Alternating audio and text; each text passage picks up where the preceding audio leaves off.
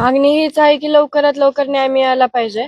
आणि जर पोलीस यंत्रणा इतकी काम करतीये तर म्हणजे त्यांना आज इतका वेळ का लागतोय? म्हणजे ते जर गुन्हेगार असतील तर मग ते स्वतः सिलेंडर होत आहेत, मग पोलीस यंत्रणा काय करते इतक्या दिवस? आणि जर आरोपी आहेत त्यांना जर वेळ लागत असेल इतका पकडण्यासाठी, तर आम्ही न्यायाची अपेक्षा कधी करायची? आम्हाला न्याय कधी मिळणार?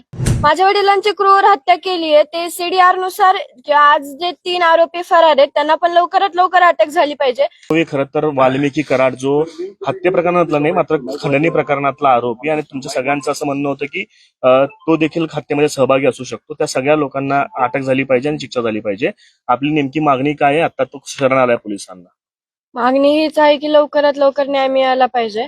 आणि जर पोलीस यंत्रणा इतकी काम करतीये तर म्हणजे त्यांना आज इतका वेळ का लागतोय? म्हणजे ते जर गुन्हेगार असतील तर मग ते स्वतः सिलेंडर होत आहेत, मग पोलीस यंत्रणा काय करते इतक्या दिवस?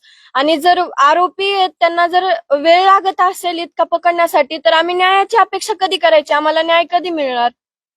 माझी एकच मागणी आहे की सीडीआर नुसार जे आरोपी म्हणजे समजा नाव कोणाचे बी असतील किंवा कोणी असेल ज्यांनी माझ्या वडिलांची क्रूर हत्या केली आहे, ते सीडीआर नुसार आज जे 3 आरोपी फरार आहेत त्यांना पण लवकरात लवकर अटक झाली पाहिजे.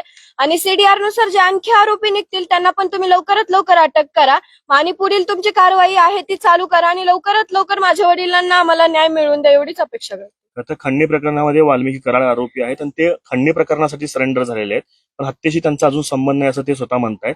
त्याबद्दल तुमचं काय म्हणणं आहे? आता आम्हाला तर एवढंच वाटतंय की ज्यांनी माझ्या वडिलांची हत्या केली त्यांना म्हणजे माझ्या वडिलांना न्याय मिळण्यासाठी आमची एक मागणी आहे. आम्ही तर आमच्या वडिलांना आणू शकत नाहीये वापस, पण एक त्यांचं बलिदान हे न व्यर्थ जाता जे आरोपी आहेत त्यांना ही कठोरात कठोर शिक्षा झालीच पाहिजे असं आम्हाला वाटतं. जे काही यामध्ये आरोपी असतील, समजा आज ते शरण जातात किंवा ते सुद्धा म्हणले की मी आरोपी असेल तर माझ्यावर तुम्ही कारवाई करा. आमचं सगळ्यांचं एकच मत आहे की या माझ्या वडिलांच्या हत्येमध्ये जे कोणी असेल त्यांना कठोरात कठोर शिक्षा ही झालीच पाहिजे. 3 आरोपी जे होते जे हत्या प्रकरणातले ते अजूनही फरार आहेत. त्यांच्या बाबतीत अजून कुठलीही माहिती आली म्हणजे शरण गेले का कुठं अटक झाली अशी माहिती अजून नाही. ते अजूनही फरारच आहेत. त्या आरोपींना अटक करण्यासंदर्भात काही मागणी करणार आहात? त्यांना पण लवकरात लवकर अटक करा. पोलीस यंत्रणा त्यांच्या प्रकारे काम करत आहेत, पण आमची एकच विनंती आहे की तुम्ही जे तुमची प्रक्रिया चालू आहे ती लवकरात लवकर अटक करा. कारण की आज 22 दिवस झालेत आणखी आरोपीच भेटत नाहीयेत, तर आम्हाला न्याय कधी मिळणार? आम्ही तर न्याय लवकर मागतोय ना, मग त्यासाठी तुम्हाला आरोपींना तर लवकर अटक करावी लागेल आणि लवकरात लवकर आम्हाला न्याय मिळवून द्या. समाधानी आहेस का ते स्वतःहून सिलेंडर झाले त्याबद्दल काय? आता ते खंडणीच्या प्रकाराचं तर मला काही माहित नाहीये, तर ते सिलेंडर होत आहेत यामध्ये म्हणजे याबद्दल तर मी काही बोलू शकत नाही, पण फक्त जे आरोपी आहेत माझ्या वडिलांच्या हत्येमध्ये त्यांना अटक करून त्यांना कठोरात कठोर कारवाई झालीच पाहिजे.